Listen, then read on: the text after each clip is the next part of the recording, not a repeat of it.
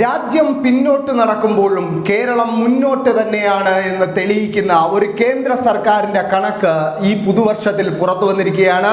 കേന്ദ്ര വിദ്യാഭ്യാസ മന്ത്രാലയത്തിന് കീഴിലുള്ള UDISC+ റിപ്പോർട്ടാണ് ഈ വർഷം പുറത്തു വന്നിരിക്കുന്നത്. ഈ റിപ്പോർട്ട് പ്രകാരം രാജ്യത്ത് സ്കൂൾ വിദ്യാർത്ഥികളുടെ കൊഴിഞ്ഞുപോക്ക് ഗണ്യമായി വർദ്ധിക്കുമ്പോഴും സ്കൂൾ വിദ്യാർത്ഥികളുടെ കൊഴിഞ്ഞുപോക്ക് തടഞ്ഞു നിർത്തുന്ന കാര്യത്തിൽ കേരളം രാജ്യത്തൊന്നാമതെത്തിയിരിക്കുന്നു എന്ന് കേന്ദ്ര സർക്കാരിന് കീഴിലുള്ള വിദ്യാഭ്യാസ മന്ത്രാലയം തന്നെ സാക്ഷ്യപ്പെടുത്തുകയാണ്.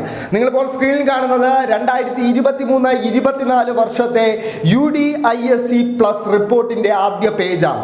ആ റിപ്പോർട്ടിൽ ഉടനീളം പറയുന്നത് രാജ്യത്തെ സ്കൂൾ വിദ്യാർത്ഥികളുടെ കൊഴിഞ്ഞുപോക്ക് ഗണ്യമായി വർദ്ധിക്കുകയാണ്. കഴിഞ്ഞ ഒരു വർഷത്തിനിടെ മാത്രം 37 ലക്ഷം സ്കൂൾ വിദ്യാർത്ഥികൾ സ്കൂളുകളിൽ നിന്നും കൊഴിഞ്ഞു പോകുന്ന, പഠനം അവസാനിപ്പിക്കുന്ന സാഹചര്യം ഉണ്ടായപ്പോഴും കേരളം എന്ന കൊച്ചു സംസ്ഥാനം കൊഴിഞ്ഞുപോക്ക് പ്രാഥമിക സ്കൂൾ വിദ്യാഭ്യാസ തലങ്ങളിൽ 0% എത്തിച്ചു എന്നാണ് കേന്ദ്ര സർക്കാരിൻ്റെ തന്നെ ഈ റിപ്പോർട്ട് സാക്ഷ്യപ്പെടുത്തുന്നത്.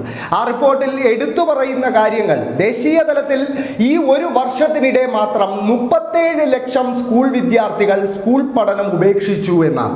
അതിൽ 16 ലക്ഷം പെൺകുട്ടികളാണ്, 21 ലക്ഷം ആൺകുട്ടികളാണ്. ഈ വിദ്യാർത്ഥികളൊക്കെ തന്നെ സ്കൂൾ വിദ്യാഭ്യാസം, പ്രാഥമിക വിദ്യാഭ്യാസം പോലും ഇല്ലാതെ വളർന്നു വരാൻ പോവുകയാണ് എന്ന് ഞെട്ടിക്കുന്ന കണക്ക് പുറത്തുവിടുന്ന അതേ കേന്ദ്ര സർക്കാരിൻ്റെ റിപ്പോർട്ട് തന്നെയാണ് പറയുന്നത് കേരളത്തിൽ പ്രൈമറി സ്കൂൾ തലങ്ങളിൽ കഴിഞ്ഞ വർഷവുമായി താരതമ്യപ്പെടുത്തുമ്പോൾ കൊഴിഞ്ഞുപോക്ക് 0% എത്തിയിരിക്കുന്നുവെന്നും മുകളിലത്തെ സ്കൂൾ തലങ്ങളിലൊക്കെ ഈ ശതമാന കണക്ക് കഴിഞ്ഞ വർഷവുമായി താരതമ്യപ്പെടുത്തുമ്പോൾ ഗണ്യമായി കുറഞ്ഞിരിക്കുന്നുവെന്നും കേന്ദ്ര സർക്കാർ തന്നെ സാക്ഷ്യപ്പെടുത്തുന്നു. ഇതോടൊപ്പം എടുത്തു പറയേണ്ട ഒരു കാര്യം, കേരളം ഇത്ര വലിയൊരു നേട്ടം സ്വന്തമാക്കിയിട്ടും കേരളത്തിലെ മാധ്യമങ്ങൾ ഇത് കണ്ടമട്ടില്ല. പക്ഷേ ദേശീയ മാധ്യമങ്ങൾ, ടൈംസ് ഓഫ് ഇന്ത്യ പോലെയുള്ള ദേശീയ മാധ്യമങ്ങൾ ഇത് വാർത്തയാക്കുകയാണ്. നിങ്ങളിപ്പോൾ സ്ക്രീനിൽ കാണുന്നത് ടൈംസ് ഓഫ് ഇന്ത്യയുടെ കേരളത്തിൻ്റെ ഈ നേട്ടത്തെ പ്രശംസിച്ചുകൊണ്ടുള്ള ആ വാർത്തയാണ്. അവരുടെ ഓൺലൈനിൽ പ്രസിദ്ധീകരിച്ച ഈ വാർത്ത അവരുടെ ഇന്നത്തെ പത്രത്തിലും വന്നിട്ടുണ്ട്. ഈ തലത്തിൽ ദേശീയ മാധ്യമങ്ങൾ പോലും കേരളത്തെ പുകഴ്ത്തുമ്പോഴും കേരളത്തിലെ മാധ്യമങ്ങൾ കേരളത്തിൻ്റെ ഇത്തരം വികസന നേട്ടങ്ങൾ കണ്ടില്ലെന്ന് നടിക്കുകയാണ്. അതോടൊപ്പം കേന്ദ്ര സർക്കാരിൻ്റെ വിദ്യാഭ്യാസ മേഖലയിലെ ഭരണ പരാജയത്തെ കൂടി മറച്ചു പിടിക്കുകയാണ് ഈ മാധ്യമങ്ങളെന്ന് പറയേണ്ടിയിരിക്കുന്നു. കാരണം 2022-23 വർഷത്തെ IDSC റിപ്പോർട്ട് പ്രകാരം ഏകദേശം 25.17 കോടി വിദ്യാർത്ഥികളാണ് സ്കൂളുകളിലേക്ക് പ്രവേശനം നേടിയത്. എന്നാൽ ഈ വർഷം അത് 24.80 കുറഞ്ഞു. 37 ലക്ഷം വിദ്യാർത്ഥികളുടെ കുറവ്. അതുമാത്രമല്ല, രാജ്യത്തെ പല സംസ്ഥാനങ്ങളിലും വിദ്യാർത്ഥികൾക്ക് തികയുന്നത്ര സ്കൂളുകളില്ല എന്നൊരു ഞെട്ടിക്കുന്ന കണക്കുകൾ കൂടി ഈ റിപ്പോർട്ട് പങ്കുവയ്ക്കുന്നുണ്ട്. ഈ റിപ്പോർട്ട് രാജ്യത്തെ വിദ്യാഭ്യാസ മേഖലയെ എങ്ങനെയാണ് സംഘപരിവാറും BJPയും ചേർന്ന് തകർത്തെറിഞ്ഞത് എന്ന് തെളിയിക്കുന്നതാണ്. കേന്ദ്ര സർക്കാരിൻ്റെ തന്നെ റിപ്പോർട്ട് ആയതുകൊണ്ട് ഒട്ടും അവിശ്വസിക്കാനോ തർക്കിക്കാനോ കഴിയാത്ത ഒരു റിപ്പോർട്ടാണിതെന്ന് പറയേണ്ടിയിരിക്കുന്നു.